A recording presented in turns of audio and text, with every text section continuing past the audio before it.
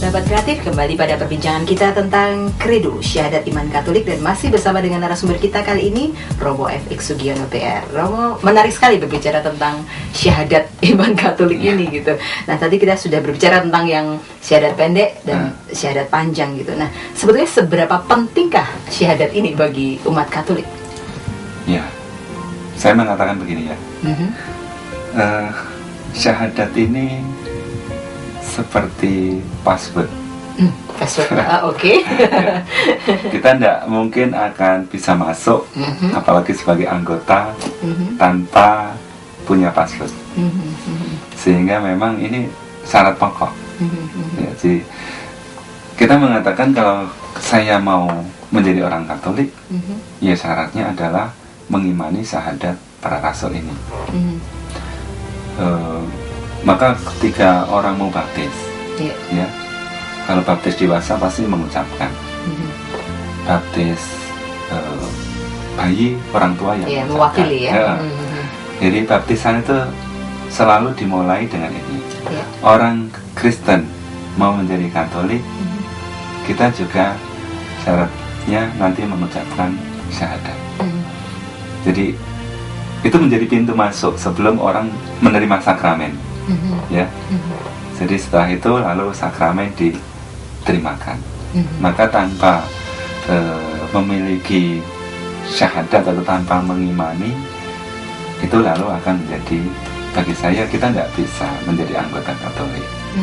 Sehingga syarat untuk menerima sakramen, yakni sakramen pertama misalnya baptis adalah ya saya mengimani syahadat. Bahwa hafal dan tidak itu memang nomor berapa dulu ya, karena bayi tentu belum bisa, tapi kan orang tua mewakili. Mungkin ada orang-orang yang dari satu sisi ya buta huruf, sudah sepuh mau baptis, dia mungkin tidak terlalu bisa hafal, tetapi mengimani. Memang orang-orang yang masih mungkin untuk belajar, untuk mengembangkan diri, bagi saya belajar penting. Maka ada yang namanya pendampingan katekumen atau katekisasi.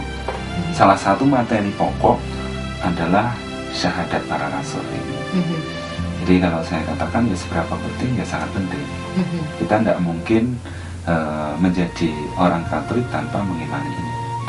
Maka ya sederhananya password gitu ya. Itu lebih gampang gitu, gampang dipahami. Ini kalau laptop kita ada password, Romo lupa gitu tidak bisa masuk. Saya lupa tidak bisa. Baik. Nah, syahadat iman para rasul di dalam bukunya Romo Kredo ini kan dirangkum dalam 4 bagian, Romo. Ada Allah Tritunggal, kemudian Maria, gereja, dan juga kematian, kebangkitan, serta kehidupan kekal. Nah, yang pertama dulu nih tentang Allah Tritunggal, yang biasanya ini juga banyak ditanyakan, Mas ya. Bagaimana menjelaskan tentang Allah Tritunggal ini dengan sederhana sehingga lebih mudah dimengerti? Oke. Sebenarnya syahadat itu terbagi dalam 12 bagian, ya. Tapi memang dari 12 itu saya bagi menjadi 4 dengan poin-poin yang agak besar, yakni Tritunggal, kemudian Maria, kemudian gereja, kemudian tentang kepenuhan harapan Kristiani. Itu yang bicara tentang akhir zaman. Soal Allah Tritunggal, seandainya umat mengalami berbagai kesulitan untuk menjelaskan, ya kadang saya bisa memahami. Jadi jangankan orang yang buta huruf, orang-orang yang berpendidikan saja kadang-kadang dalam hal ini juga mengatakan sulit memahami. Tetapi yang saya merasa yakin gini, kadang-kadang pemahaman itu memang seringkali sesudah mengimani ya.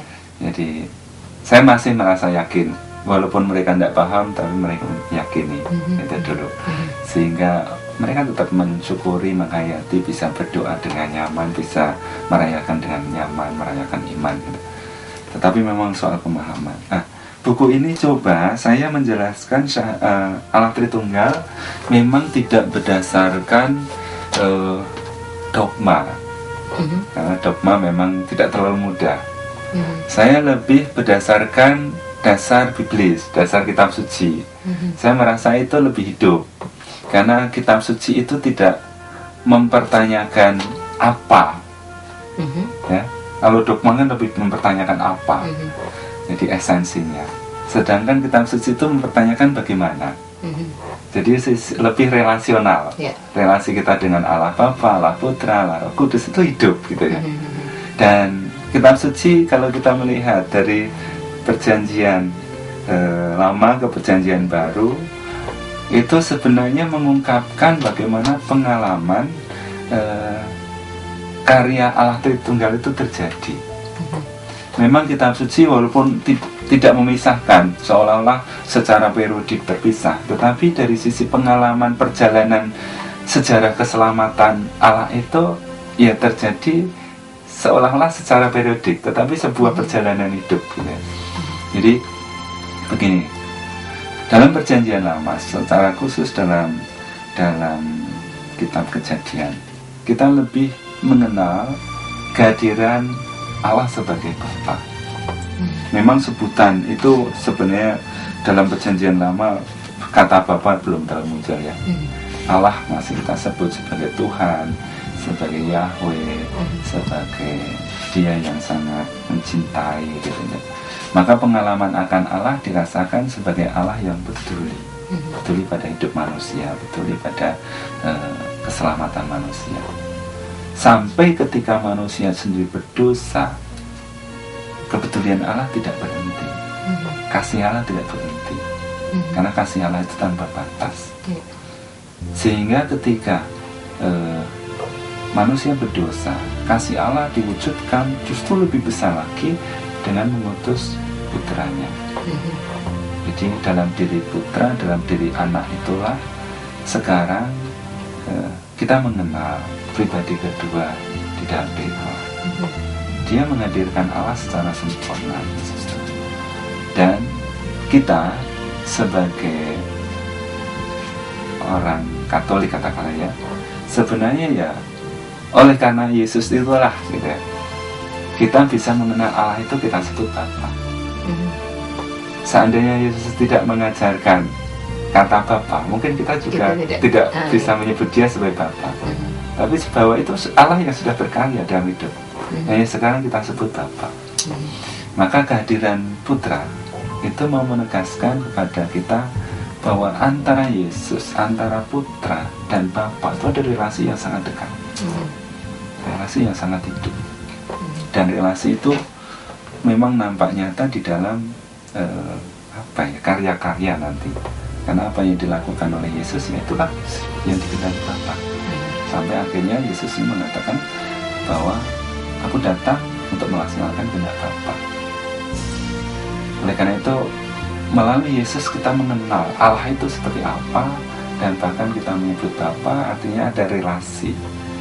Dia tidak menyebut secara abstrak, tetapi menyebut dalam konteks relasional ya. Ada bapak, ada anak, ada suami, ada istri, ada guru, ada murid. Itu kan suatu relasi, relasi yang hidup. Apalagi antara bapak anak itu pasti ada relasi. Lalu kita ambil bagian dalam keputraan Yesus, maka kita boleh juga memanggil dia Bapa. Jadi itu setidaknya dari rumusan kitab suci sangat-sangat membantu kita. Lalu apa yang dilakukan oleh Yesus? Sungguh Dia menampakkan kemurah hatian Allah Bapa gitu. Yesus tidak pernah menampilkan Allah sebagai yang menghukum, membalas, menurunkan bencana. Tidak. Justru Dia menampilkan Bapa itu penuh kasih gitu. Kasih Dia itu kasih yang tak terbatas. Maka justru kedekatan Allah itu nantinya nampak pada orang-orang yang tidak berdaya, orang berdosa, orang sakit, orang lumpuh, orang yang mengalami kesendirian, orang yang mengalami mungkin juga berbagai persoalan. Pada Dialah bisa menyatakan kebaikan. Kalau kepada orang-orang yang macam itu saja Allah begitu peduli, mestinya kepada orang yang lebih, yang tidak ada masalah pasti juga akan lebih ya. Karena kecenderungan kita itu kan mencintai orang berdosa itu sulit ya. Kalau orang bisa mencintai yang berdosa, dia pasti bisa mencintai orang yang baik. Iya. Karena pasti lebih sulit ya mencintai musuh itu lebih sulit. Dan itu bisa dia lakukan. Jadi yang dia ambil adalah yang paling dasar, yang orang kadang-kadang tidak bisa melakukan, Allah bisa melakukan.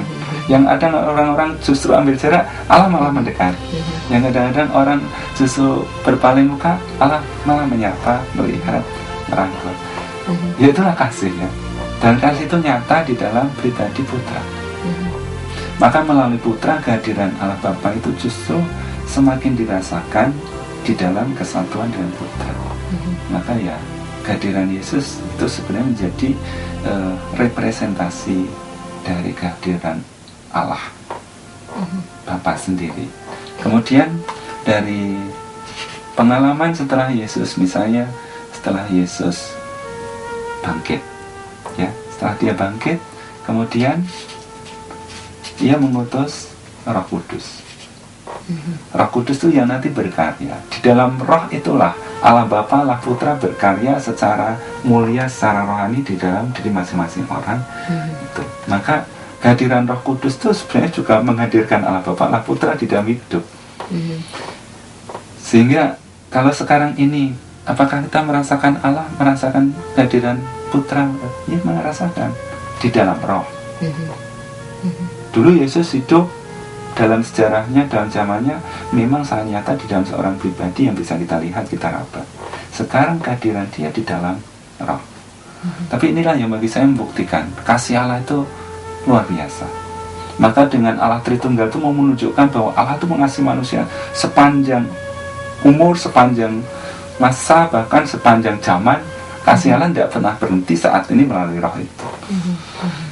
Jadi semakin kita memasuki misteri Allah Tritunggal, sebenarnya semakin kita merasa hidup kita itu dicintai.